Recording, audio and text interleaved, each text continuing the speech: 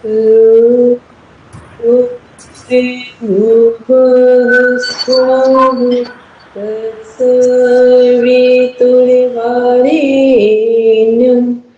भर्गो देवस्य धीमहि धियो यो नः प्रचोदयात्।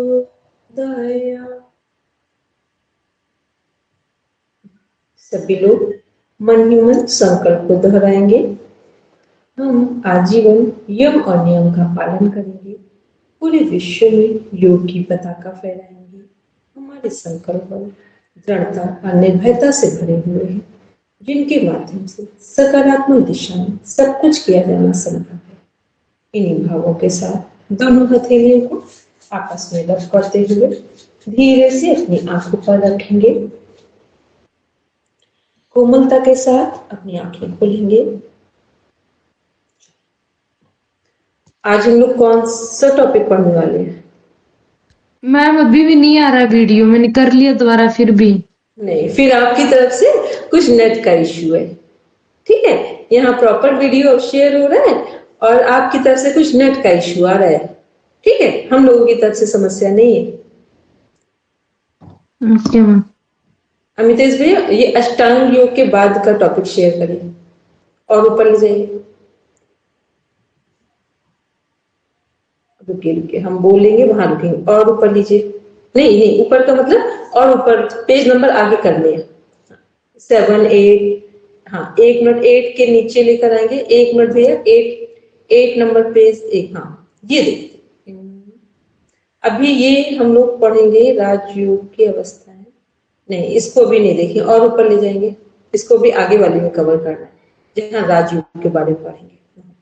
और लेंगे भैया, और ऊपर करेंगे और करेंगे और हठ योग पे आते हैं।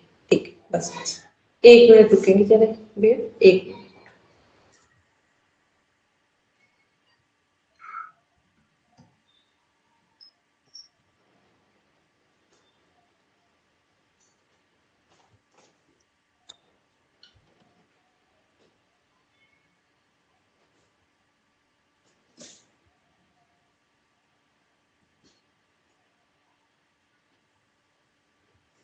भैया जरा इसका इंडेक्स दिखाइए।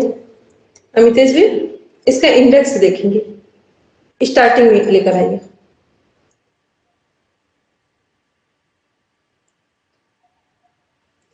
अब 1 मिनट रुकेंगे। इसमें हम लोगों के टॉपिक कवर हुए। फर्स्ट हमारा कवर हुआ है योग परिभाषा, मूलभूत सिद्धांत और उद्देश्य।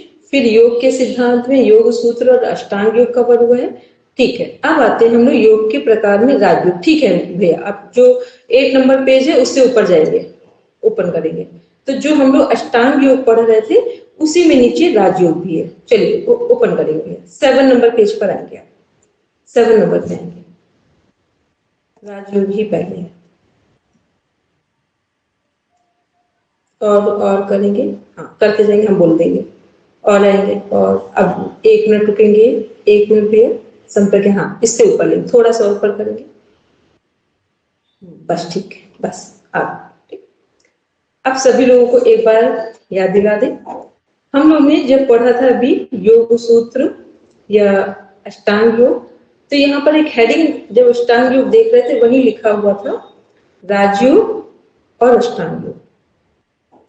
तो जो हमारा राजयोग है वो किसके अंदर आता है? अष्टांग योग के अंदर। अष्टांग योग के 8 अंग हैं, यम नियम आसन प्राणायाम प्रत्याहार धारणा ध्यान समाधि। और जब राजयोग है तो अष्टांग योग के अंदर जो 3 अंग हैं हमारे, धारणा ध्यान और समाधि, ये क्या है? यही हमारे राजयोग है। ठीक, इस बात को सब लोग जरा ध्यान से मेरी दोबारा सुनेंगे और फिर अभी हम क्वेश्चन पुट अप कर रहे हैं, तो मैं यस नो में 4-5 लोगों के आंसर आ गए तो हमको समझ में आ जाएगा कि आप लोग समझ पाए। हमने कहा अभी हम लोग देखेंगे नीचे, यहाँ पर देख रहे हैं हेडिंग योग के प्रकार में फर्स्ट में राजयोग लिखा हुआ है। ठीक है, और अभी हमने जो ऊपर कवर किया था वो क्या कवर किया है हमने? अष्टांग योग। वहां पर स्टार्टिंग में ही लिखा हुआ था राजयोग एवं अष्टांग योग। तो राजयोग और अष्टांग योग क्या है? एक ही है, पर वो एक कैसे है वो समझ ले। जो राजयोग है वो हमारे अष्टांग योग के अंदर आता है। तो अष्टांग योग में 8 अंग हैं और जो 3 अंग लास्ट के हैं, धारणा, ध्यान और समाधि, यही राजयोग है। राजयोग का अर्थ होता है मन पर राज करना। तो जब राजयोग का मीन्स है जहां से हम प्रॉपर ध्यान की यात्रा शुरू करते हैं, उन्हें राजयोग या उन अंगों को राजयोग कहा जाता है।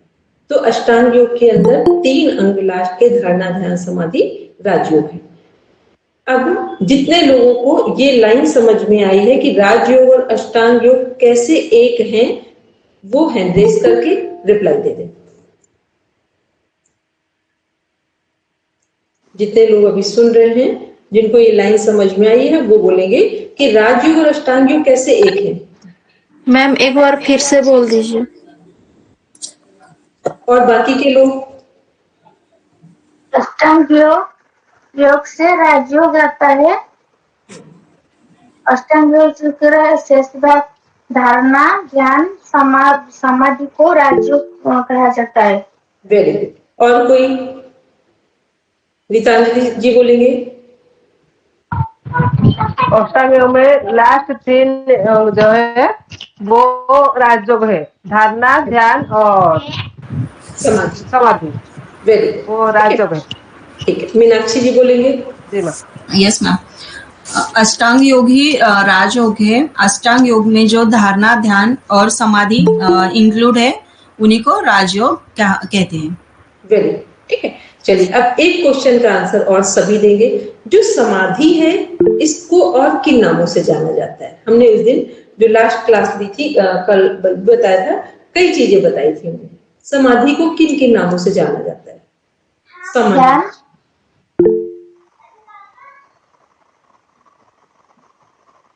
बोलेंगे शारदा जी? मोक्ष, आत्मज्ञान। वेरी, मोक्ष, आत्मज्ञान और लक्ष्य। ठीक है। लक्ष्य क्या है?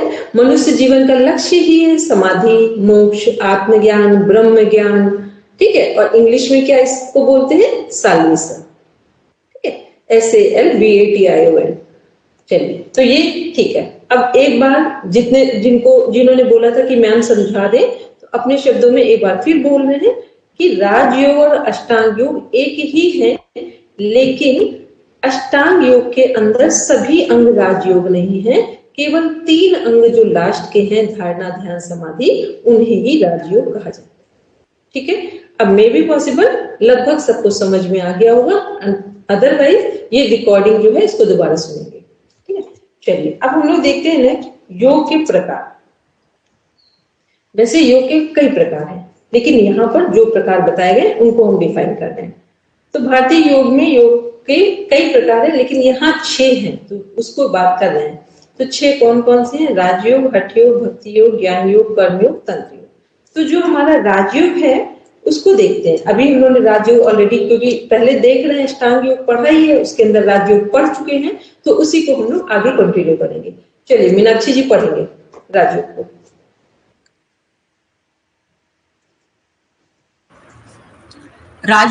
राजयोग सब प्रकार के योग साधनों का राजा है। वह सर्वश्रेष्ठ तथा सर्वोच्च है। उसके द्वारा प्राप्त समाधि ही मोक्ष प्रदान करती है। पतंजलि द्वारा रचित योग दर्शन इस योग का सर्वश्रेष्ठ ग्रंथ है। हठ योग की भांति शरीर के नियंत्रण से प्रारंभ न होकर राजयोग का प्रारंभ सूक्ष्म शरीर मन के नियंत्रण से होता है। वर्तमान समय में व्यक्ति का चारित्रिक पतन इतना ज्यादा हो चुका है कि उसे राजयोग में वर्णित योग को अपनाना चाहिए, तभी वह व्यक्तित्व का धनी अच्छे चरित्र हो सकता है। इसकी परिभाषा भी रीड करना है मैम? हाँ, अच्छे चरित्र का हो सकता है। राजयोग का अर्थ एवं परिभाषा। राजयोग शब्द अनेक उपनिषदों में प्राप्त होता है। कदाचित योग के राजा के रूप में इसका प्रयोग किया गया है। सभी प्रकार के योगों का लक्ष्य समाधि की अवस्था प्राप्त करना है, जबकि राजयोग का साधक सीधे समाधि अवस्था से ही साधना प्रारंभ करता है। इसीलिए सब योग मार्गों के साधनों में श्रेष्ठ होने के कारण इसे राजयोग कहा जाता है। ठीक है, अब इसको 1 मिनट रुकेंगे। यहाँ पर एक बात समझ लें सभी लोग, जितने भी हमारे योग की साधनाएं हैं, योग के मार्ग हैं, उन सब में सर्वश्रेष्ठ किसको माना जाता है? राजयोग। क्योंकि राजयोग क्या है? डायरेक्ट ध्यान, धारणा, ध्यान, समाधि से कनेक्ट हो रहा है, तो इसलिए सभी योग में सर्वश्रेष्ठ राजयोग को माना जाता है, क्योंकि ये हमारी ध्यान की यात्रा है। ठीक है, जिसमें पहले धारणा होती है और ध्यान की परिणति या पूर्णाहुति समाधि मोक्ष में होती है, आत्मज्ञान में होती है। अब पढ़ेंगे आगे। यह राज दीप्तो धातु से निष्पन्न दीप्ति अर्थ में प्रयुक्त होता है। यहाँ इसका तात्पर्य यह है कि राजयोग की सिद्धि होने पर साधक का चित्त मलों से रहित हो जाता है और क्रांति युक्त हो जाता है, तभी साधक की अपने स्वरूप में स्थिति होती है। योग शिखोपनिषद में राजयोग की परिभाषा देते हुए कहा गया है, रजसो रे तसो रेत्सो योगात राजयोगति स्मृतः। रज रूपी कुंडलिनी शक्ति का रेत रूपी शिवा के साथ मिलन राजयोग है। इस प्रकार हम देखते हैं कि राजयोग में ब्रह्म के साथ एकात्म को योग की संज्ञा दी गई है। इसमें साधक का जीवात्मा ब्रह्म से मिलकर उसी का अंश हो जाता है। उस अवस्था में द्वैत भाव नहीं रहता। यही सब योग मार्गों का परम लक्ष्य है। उस समय साधक के लिए समस्त जगत का लोप हो जाता है, दुखों की आत्यंतिक निवृत्ति हो जाती है, साधक का अपने शुद्ध आत्म स्वरूप में स्थिति हो जाती है। राजयोग में संयम पर बल दिया गया है। संयम की परिभाषा देते हुए पतंजलि कहते हैं, त्रयमे कक्ष संयमः त्रयमेकत्र संयम योग सूत्र 3/4 मतलब थर्ड चैप्टर है विभूतिपाद, उसमें 4th नंबर का सूत्र है। ध्यान, धारणा और समाधि ये तीनों हम होने से संयम कहलाता है। यहाँ इसका तात्पर्य यह है कि राजयोग की साधना में साधक के लिए धारणा, ध्यान और समाधि का निरंतर अभ्यास करना बताया गया है, क्योंकि इनके अभ्यास से ही चित्त की वृत्तियों का निरोध संभव है। इन साधनों के साथ साथ यम नियम का पालन, प्राणायाम का अभ्यास सहायक के रूप में राजयोग में वर्णित किया गया है, क्योंकि यम नियम के पालक से चित्त में किसी भी प्रकार का कालुष्य उत्पन्न नहीं होता है। प्राणायाम का लाभ बताते हुए महर्षि पतंजलि कहते हैं, धारणा सूच योग्यता मनसः। योग सूत्र 2/53। मतलब 2nd चैप्टर कौन सा है हमारा? साधन पाद, और उसमें 53 नंबर का सूत्र है। प्राणायाम के अभ्यास से चित्त में धारणा की योग्यता उत्पन्न होती है। चित्त एक विषय पर ठहरने लगता है, जिसके निरंतर अभ्यास से ही ध्यान व समाधि अवस्था प्राप्त होती है। योग वशिष्ठ में कहा गया है कि प्राणायाम के अभ्यासी साधक को राज्य से मोक्ष तक की संपदाएं प्राप्त होती है। इस प्रकार राजयोग में प्राणायाम भी एक महत्वपूर्ण साधना है। राजयोग की महत्ता को सभी योग मार्गियों ने स्वीकार किया है। सभी का लक्ष्य राजयोग अर्थात समाधि की प्राप्ति है। प्रत्येक योग मार्ग की अंतिम परिणति समाधि में ही होती है। हठयोगी भी हठयोग साधना राजयोग की प्राप्ति के लिए ही करते हैं। योगी स्वात्माराम हठयोग विद्या का उपदेश देते हुए कहते हैं, केवल राजयोगाय हठ विद्योपदिश्यते। मैं इस हठ विद्या का उपदेश केवल राजयोग की प्राप्ति के लिए कर रहा हूँ। 4.2 राजयोगी की अवस्थाएं। शास्त्रों में 4 प्रकार के राजयोगियों का वर्णन प्राप्त होता है।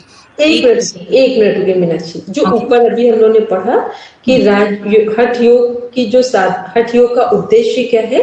राजयोग की प्राप्ति। ठीक है, तो जब हम लोग अभी पढ़ेंगे आगे हठ योग के बारे में, तो हठ योग पूरा योग करने के बाद हम किसको प्राप्त करेंगे? राजयोग को। और अभी हमने एक बात कंफर्म की थी, फाइनल करके बताया था कि सभी योग में सर्वश्रेष्ठ कौन है? राजयोग। तो कुछ भी हम करेंगे अंत में हम किधर पहुंचेंगे? राजयोग की तरफ जाएंगे, तभी हम ब्रह्म ज्ञान को प्राप्त कर पाएंगे या आत्मज्ञान मोक्ष को प्राप्त कर पाएंगे। तो आपका एक क्वेश्चन बनता है प्रॉपर कि हठ योग का उद्देश्य क्या है? तो हठ योग का उद्देश्य है राजयोग की प्राप्ति। ठीक है, ये सब लोग ध्यान में रखेंगे। चलिए आगे पढ़ते हैं, राजयोग की अवस्थाएं देखते हैं। राजयोग योगी शास्त्रों में 4 प्रकार के राजयोगियों का वर्णन प्राप्त है। 1 कल्पित, 2 मधुभूमिक, 3 मधु प्रतीक, 4 अतिक्रांत भावनीय। इसमें प्रथम कल्पित योगी को नौसिखिया या प्रारंभिक साधक कहा जाता है, जो सविर्तक के समाधि का अभ्यास करता है। 2 मधुभूमिक योगी, इसमें थोड़ा उच्च कोटि का होता है, जो निविर्तक के समाधि का अभ्यास करता है। 3 मधु प्रतीक योगी विचारानुगत समाधि का अभ्यास करते हैं तथा आनंदागुणत अवस्था में रहते हैं। 4 अतिक्रांत भावनीय योगी अस्मितानुगत समाधि सिद्ध होते हैं तथा उन्हें ऋतंभरा प्रज्ञा प्राप्त होती है, जिससे उन्हें असंप्रज्ञात समाधि का लाभ प्राप्त होता है। इसी अवस्था में आत्मा के अपने स्वरूप का भास होता है। इसका निरंतर अभ्यास करने से जब ऋतंभरा प्रज्ञा के लिए भी साधक के चित्त में वैराग्य उत्पन्न हो जाता है, तो चित्त का कार्य पूर्ण होने से वह अपने कारण प्रकृति में लीन हो जाता है। बस अब रुक जाएंगे यहीं पर, अब इसके आगे नहीं पढ़ेंगे, अभी ऊपर लेंगे। अमितेश भी बस 1 मिनट और, जहाँ ये 4 प्रकार के वो लिखे हुए थे राजयोगियों की अवस्था, और थोड़ा सा ऊपर करेंगे, थोड़ा सा ऊपर लेंगे अमितेश भी, इसके नीचे नहीं 1 मिनट, ये पेज नंबर है हमारा, इसके ऊपर और जाएंगे। इसके ऊपर का मतलब योग के प्रकार को ऊपर लेंगे, फिर नीचे आएंगे, फिर राजयोग है, फिर राजयोगियों की अवस्थाएं, और आगे लेंगे। ये ऊपर से नहीं, नीचे वाले को ऊपर करेंगे। हाँ ठीक है, और करेंगे, और करेंगे भी, और करेंगे भी, और 4.2 पर 4.2 बस। ठीक है, चलिए अब एक बार जरा सब लोग इसको देखिए, जैसे वो हम लोगों ने 4 पाद लर्न किए थे। एक बार राजयोगियों की अवस्थाएं, ये सबको लर्न करनी पड़ेंगी। ये क्वेश्चन है प्रॉपर, लॉन्ग में भी शॉर्ट में भी, जो वो ऑब्जेक्टिव वाले क्वेश्चन है उनके। ये देखिए, कल्पित योगी, मधुभूमि, मधु प्रतीक, अतिक्रांत भावनी। जिसको लर्न हो जाए बस वो बोल दे। एक बार आराम से देख लें चारों योगियों के अवस्थाओं के नाम। जो राजयोगी हैं उनकी 4 अवस्थाएं, फर्स्ट, सेकंड, थर्ड, फोर्थ। कल्पित, मधुभूमि, मधु प्रतीक, अतिक्रांत भावनी।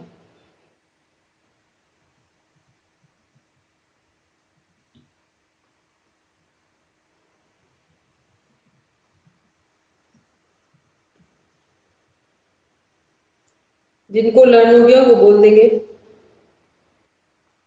बोलिए मीनाक्षी जी। लर्न नहीं हुआ मैम। नहीं हुआ? और किसी को हुआ है? बोल कर करिए, एकदम सरल सा है, फिर आप लोग का फिर माइंड से स्लिप कर जाएंगी ये चीजें, और फिर इसके बाद नोट कर लीजिए, लिख लीजिए। मधुप्रतीक, अतिक्रांत भावनीय। एक मिनट, कुछ ऐसा लगा मिस हुआ, फिर से दोबारा बोलिए। कल्पित, मधुभूमि, मधु प्रतीक, अतिक्रांत भावनीय। देख कर बोला है, बिना देखे बोला है? नहीं मैडम, थोड़ा देख कर बोली। तो फिर फायदा क्या होगा? ये तो हम जन के लिए बिना देख कल्पित, मधुभूमि, अतिक्रांत भावनीय, मधु प्रतीक। मधुभूमि एक मधुभूमि है और एक मधु प्रतीक है। भावनीय। ठीक है, और किसी को लर्न हो? क्लपित, मैम मैं कहेंगे मधुभूमिक, मधुप्रतीक, अतिक्रांत, भावनीय। ठीक है, और जिसको मैम learn हो? कहेंगे कल्पित, हम्म, मधुभूमिका, मधु प्रतीकी, अतिक्रांत भावनीय। बिना देखे बोला कि देख कर बोला? बिना देखा, ठीक है, सब लोग लिखते बिना जाइए। देखकर। बिना देखे बोलोगे Yes, तो ma'am. आपकी भी तैयारी हो जाएगी। ठीक है, और किसी को लर्न हो वो बोलेंगे। कल्पित, कल्पित, मधुभूमि, कल्पित, मधुप्रतीक, अतिक्रांत, भावनीय। एक लास्ट और कोई भी बोल दे, किसी को भी लर्न हो वो बोल दे। कल्पित, मधुभूमिक, मधुप्रतीक, अतिक्रांत, भावनीय। ठीक है, चलिए अब आज हम बस यहीं पर क्लास को कंप्लीट करेंगे। और आज कुछ कारण से थोड़ा डिले हो गई क्लास, क्योंकि हम बाहर थे, पहुंच नहीं पाए समय पर, उसके लिए क्षमा चाहेंगे। नेक्स्ट क्लास जो राजयोग है यहीं से स्टार्ट करेंगे। जितना लेकिन अभी तक हमारा सिलेबस कंप्लीट हुआ है, क्योंकि कल से छुट्टियां होंगी मेरे समझ से, क्योंकि कल क्लास नहीं होगी, तो मंडे से जब क्लास होगी तो आप लोग प्रॉपर जितना अभी तक पढ़ा है उसे पढ़ कर रखेंगे। और पीडीएफ यदि आपको मिल गया हो या मिल जाए आज, तो फिर आप उसको हार्ड कॉपी पे लेंगे और एक बार अपने 1 से 2 बार पीडीएफ को पूरा रीड कर लेंगे, तो पढ़ने में आसानी होगी सभी को। ठीक है, मेरी बात समझ में आ रहा है सबको कि पहले तो जो पढ़ा है उसकी पूरी तैयारी कर लेंगे और फिर 2 बार अपने पीडीएफ को स्टार्टिंग से लेकर लास्ट तक केवल पढ़ लेंगे ध्यान से। फिर जब हम पढ़ाएंगे फिर आपको सरलतम ढंग से समझ में आ जाएगा। चलिए अब सब बैठेंगे शांति पाठ के लिए।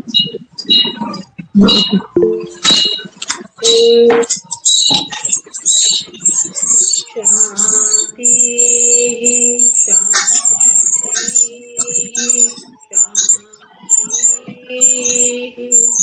सर्वारिष्ठ सुशांतिर्भवतु।